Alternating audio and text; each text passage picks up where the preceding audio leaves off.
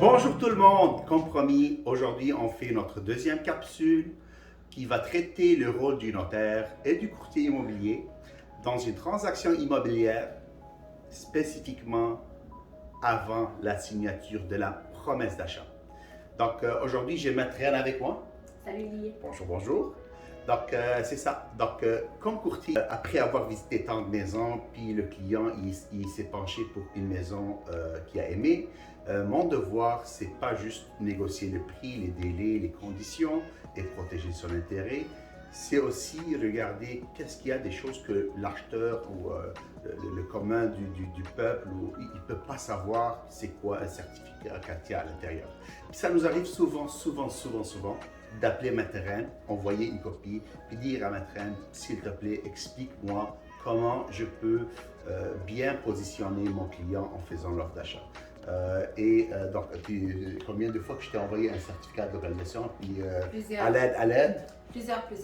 Mais moi, avant d'aller de l'avant dans les certificats de localisation, j'aimerais dire que dans la majorité des cas, lors d'un achat, le notaire est appelé à instrumenter la transaction lorsque le dossier est finalisé, c'est-à-dire que la promesse et contre-promesse sont signées, approbation hypothécaire obtenue, inspection finalisée. Moi, aujourd'hui, j'aimerais faire part aux futurs vendeurs et futurs acheteurs de contacter le notaire automatiquement, comme Élie le fait lorsque vous voulez mettre votre propriété à vendre vendeur et lorsque vous avez l'intention d'acheter acheteur.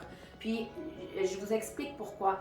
Donc, le notaire a pas seulement l'obligation, en fait, n'a pas seulement le rôle d'instrumenter une transaction immobilière, il peut agir comme conseiller juridique. Okay? Donc, c'est pour ça que Élie m'envoie, par exemple, le certificat de localisation avant de finaliser la promesse d'achat ou les contre-promesses et signer le tout.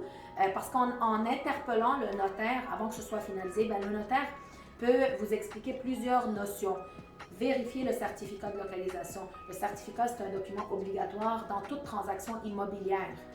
S'il n'y a pas de certificat, il faut en commander un. Si le certificat n'est pas à jour, il a plus de 10 ans, il faut que le vendeur en commande un auprès d'un arpenteur géomètre. S'il y a des changements apportés sur le lot depuis l'acquisition de la propriété, le vendeur doit aussi en commander un. Le fait de savoir ces informations-là avant de finaliser, signer, exemple, une promesse d'achat contre promesse, pour le vendeur et pour l'acheteur, c'est bénéfique. Le vendeur va pouvoir, si le certificat n'est pas à jour, commander un nouveau certificat pour l'obtenir au jour de la transaction ou avant et pour permettre au notaire de vérifier le contenu de ce certificat de localisation.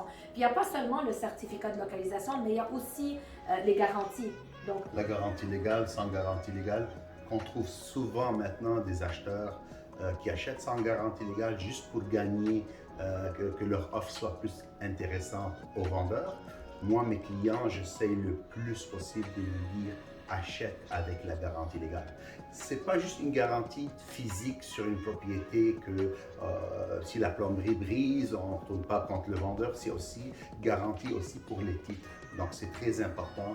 Je communique avec Maître Rennes pour savoir si on fait le bon choix en ayant tel prix offert sans garantie légale. C'est ça. Donc, l'acheteur, je donne un exemple de l'acheteur, mais le vendeur aussi, quand il contacte le notaire pour lui demander, notaire, ça veut dire quoi, acheter avec ou sans garantie légale? Le notaire va lui expliquer qu'une garantie légale va couvrir les vices cachés, il aura droit au maintien dans les lieux s'il y a un problème de titre. Acheter sans garantie légale, au risque et péril de l'acheteur, il y a des conséquences pour l'acheteur. Aussi, ce qui arrive maintenant, une vente qui traîne un achat, donc c'est une transaction qui enchaîne une autre, puis une autre, puis une autre. Donc, Maître Rennes, c'est quoi le délai entre un achat puis une vente? Je sais, ça dépend, c'est quelle banque. En fait, je vous explique, c'est que quand un vendeur vend sa propriété, la journée de la vente, il n'aura pas son chèque pour son solde de prix de vente. Alors, le notaire doit envoyer l'acte de vente pour enregistrement. Quand c'est enregistré, publié et indexé, c'est là qu'on peut préparer le chèque au vendeur.